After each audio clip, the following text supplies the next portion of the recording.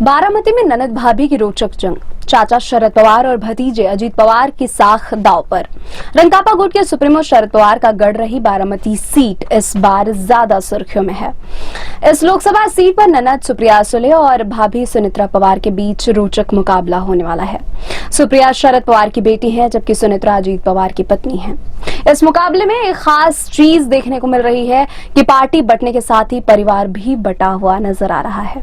यहां तक कि वोटर भी शरद और अजीत के बीच बट चुके हैं।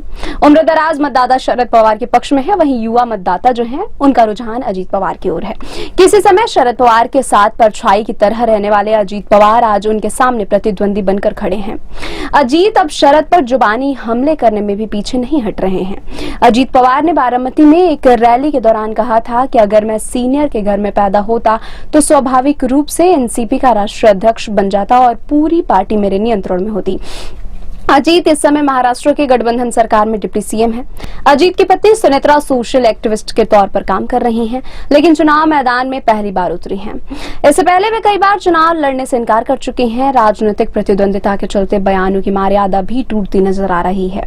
दोनों ही पार्टी के कार्यकर्ता भी एक दूसरे को लेकर मुखर गए हैं। अजीत भी अपनी बहन सुप्रिया को निशाना बना रहे हैं। बारामती में जारी लड़ाई के बीच सुप्रिया ने आरोप लगाया कि प्रतिद्वंदी प्रत्याशी के बीच पार्टी के लोग मतदाता को धमका रहे हैं। हालांकि सुनित्रा की उम्मीदवारी से पहले ही सुप्रिया ने कहा था कि उनकी लड़ाई विचारों की है, व्यक्तिगत नहीं। उन्होंने कहा कि यह पारिवारिक लड़ाई नहीं हो सकती है। लोकतंत्र में कोई भी चुनाव लड़ सकता है। व्यक्तिगत रूप से देखें तो इस सीट पर सबसे ज्यादा समय तक सांसद रहने का रिकॉर्ड शरद पवार के नाम पर ही दर्ज है।